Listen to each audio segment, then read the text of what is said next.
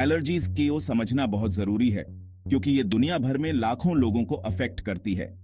Allergies तब होती हैं जब हमारे शरीर का इम्यून सिस्टम किसी ऐसी चीज पर ज्यादा रिएक्ट करता है जो नॉर्मली हार्मलेस होती है। जब किसी एलर्जिक पर्सन का कांटेक्ट एलर्जेन से होता है तो उसका बॉडी हिस्टामिन रिलीज करता है, जिससे कई तरह के सिम्टम्स होते हैं। एलर्जिक रिएक्शंस की सिविरिटी अलग अलग हो सकती है। कुछ लोगों को माइल्ड सिम्टम्स होते हैं, जबकि अदर्स को एनाफिलैक्सिस जैसे लाइफ थ्रेटनिंग रिएक्शंस का सामना करना पड़ सकता है। यह समझना बहुत जरूरी है कि एलर्जीज एक सीरियस कंडीशन है जिसे इग्नोर नहीं करना चाहिए। हालांकि करंटली एलर्जीज का कोई क्योर नहीं है। सिम्टम्स को मैनेज करने के लिए इफेक्टिव ट्रीटमेंट्स अवेलेबल हैं। एलर्जीज को समझकर और अप्रोप्रिएट मेडिकल केयर लेकर इंडिविजुअल्स एक पूरी और एक्टिव लाइफ जी सकते हैं। एलर्जेंस वो सब्सटेंसेस होते हैं जो एलर्जिक रिएक्शंस को ट्रिगर करते हैं और कई सोर्सेज में पाए जा सकते हैं, जैसे कि food, pollen, pet dander, mould और insect stings. Common food allergens में शामिल हैं peanuts, tree nuts, milk, eggs, soy, wheat, fish और शेलफिश। पॉलन एक कॉमन एयरबोर्न एलर्जन है जो सीजनल एलर्जीज का कारण बन सकता है, जिसे हे फीवर भी कहते हैं। मोल्ड एक और कॉमन एयरबोर्न एलर्जन डैम्प एनवायरनमेंट्स में बढ़ता है। पेट डैंडर जो एनिमल्स की स्किन से शेड होने वाले टाइनी फ्लेक्स होते हैं भी एलर्जीज को ट्रिगर कर सकते हैं।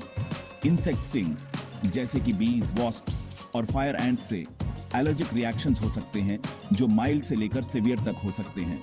यह ध्यान रखना जरूरी है कि ट्रिगर्स हर पर्सन में अलग अलग हो सकते हैं और जो चीज एक इंडिविजुअल में एलर्जिक रिएक्शन कॉज करती है वो दूसरे को अफेक्ट नहीं भी कर सकती है।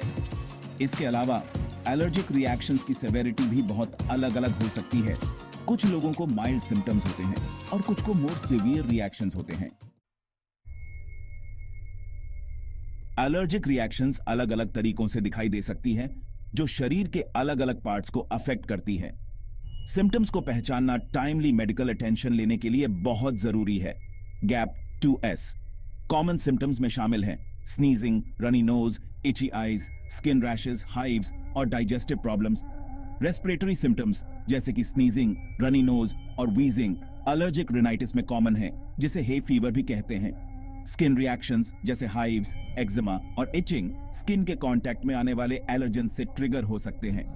फूड एलर्जीज अक्सर डाइजेस्टिव सिम्टम्स के साथ प्रेजेंट होते हैं, जैसे कि स्टमक क्रैम्प्स, वॉमिटिंग और डायरिया। सिवियर केसेस में एनाफिलैक्सिस हो सकता है, जो एक लाइफ थ्रेटनिंग एलर्जिक रिएक्शन है। एनाफिलैक्सिस के सिम्टम्स में डिफिकल्टी ब्रीदिंग, थ्रोट या टंग का स्वेलिंग, डिजीनेस और तेज हार्ट बीट शामिल हैं। अगर आपको एनाफिलैक्सिस का डाउट है तो तुरंत मेडिकल अटेंशन लेना बहुत जरूरी है। अगर आपको लगता है कि आपको एलर्जी है तो एक्यूरेट डायग्नोसिस के लिए मेडिकल प्रोफेशनल से कंसल्ट करना बहुत जरूरी है। एलर्जीज का सेल्फ ट्रीटिंग इनइफेक्टिव और पोटेंशियली डेंजरस हो सकता है। एक डॉक्टर आपकी मेडिकल हिस्ट्री लेगा, फिजिकल एग्जाम करेगा और एलर्जी टेस्टिंग रेकमेंड कर सकता है।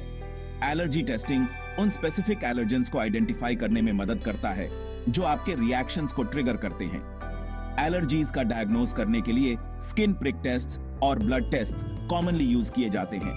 स्किन प्रिक टेस्ट में स्किन पर पोटेंशियल एलर्जेंस की स्मॉल अमाउंट्स प्रिक की जाती है और रिएक्शंस ऑब्जर्व किए जाते हैं। ब्लड टेस्ट ब्लड में स्पेसिफिक एलर्जेंस के एंटीबॉडीज के लेवल्स को मेजर करते हैं। एक बार आपकी एलर्जीज डायग्नोज हो जाने के बाद आपका डॉक्टर आपके सिम्टम्स को इफेक्टिवली मैनेज करने के लिए एक पर्सनलाइज्ड ट्रीटमेंट प्लान बना सकता है।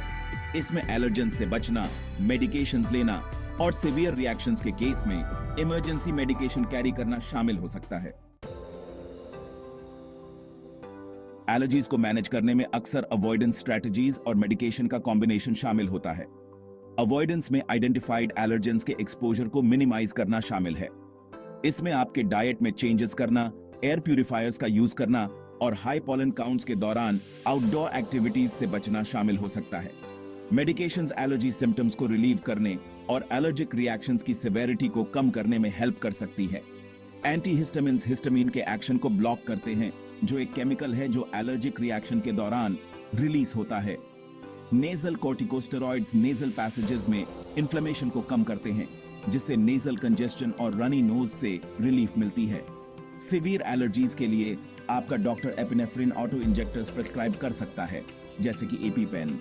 ये डिवाइसेस एपिनेफ्रिन की डोज डिलीवर करते हैं, एक हार्मोन जो एनाफिलैक्सिस के सिम्टम्स को क्विकली रिवर्स कर सकता है। आपके एपिनेफ्रिन ऑटो इंजेक्टर को हमेशा अपने साथ कैरी करना और ये जानना बहुत जरूरी है कि इसे प्रॉपर्ली कैसे यूज करना है। एनाफिलैक्सिस एक लाइफ थ्रेटनिंग एलर्जिक रिएक्शन है जिसके लिए इमीडिएट मेडिकल अटेंशन की जरूरत होती है। अगर आपको या आपके जानने वाले किसी व्यक्ति को एनाफिलैक्सिस के सिम्टम्स जैसे कि डिफिकल्टी ब्रीदिंग, थ्रोट में स्वेलिंग या डिजीनेस एक्सपीरियंस होते हैं तो तुरंत 911 कॉल करें। मेडिकल हेल्प का वेट करते समय अगर अवेलेबल हो तो एपिनेफ्रिन एडमिनिस्टर करें। एपिनेफ्रिन को आउटर थाई मसल में इंजेक्ट किया जाना चाहिए और कपड़ों के थ्रू एडमिनिस्टर किया जा सकता है। एपिनेफ्रिन ऑटो इंजेक्टर यूज करने के बाद उस पर्सन के साथ रहना और मेडिकल हेल्प के आने तक उनके कंडीशन को मॉनिटर करना बहुत जरूरी है।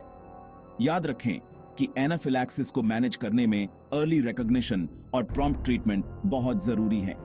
एलर्जी सिम्टम्स और इमरजेंसी प्रोसीजर्स के बारे में खुद को और अपने आसपास के लोगों को एजुकेट करें ताकि सीवियर रिएक्शन की स्थिति में टाइमली इंटरवेंशन एंश्योर हो सके। एलर्जीज के साथ लाइव करना चैलेंजिंग हो सकता है, लेकिन प्रॉपर मैनेजमेंट के साथ आप सिम्टम्स को मिनिमाइज कर सकते हैं और एक फुल और एक्टिव लाइफ जी सकते हैं। इंपॉर्टेंट है कि आप अपनी एलर्जीज को मैनेज करने में प्रोएक्टिव रहें। इसमें आपके डॉक्टर के साथ मिलकर काम करना और अपने ट्रीटमेंट प्लान को फॉलो करना शामिल है। डस्ट माइट्स को कम करने के लिए रेगुलरली डस्टिंग, वैक्यूमिंग और बेडिंग को वॉश करें। एयर से एलर्जेंस को रिमूव करने के लिए ईपा फिल्टर्स वाले एयर प्यूरिफायर्स का यूज करें। हाई पॉलन सीजन्स के दौरान विंडोज को बंद रखें और एयर कंडीशनिंग का यूज करें। एप्रोप्रिएट मेडिकेशंस जैसे कि एंटीहिस्टामिन्स और एपिनेफ्रिन ऑटो इंजेक्टर्स हमेशा अपने साथ कैरी करें।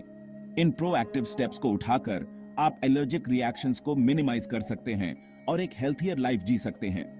याद रखें कि जब एलर्जीज की बात आती है तो नॉलेज ही पावर है, इसलिए इन्फॉर्म्ड रहें और अपनी हेल्थ पर कंट्रोल करें।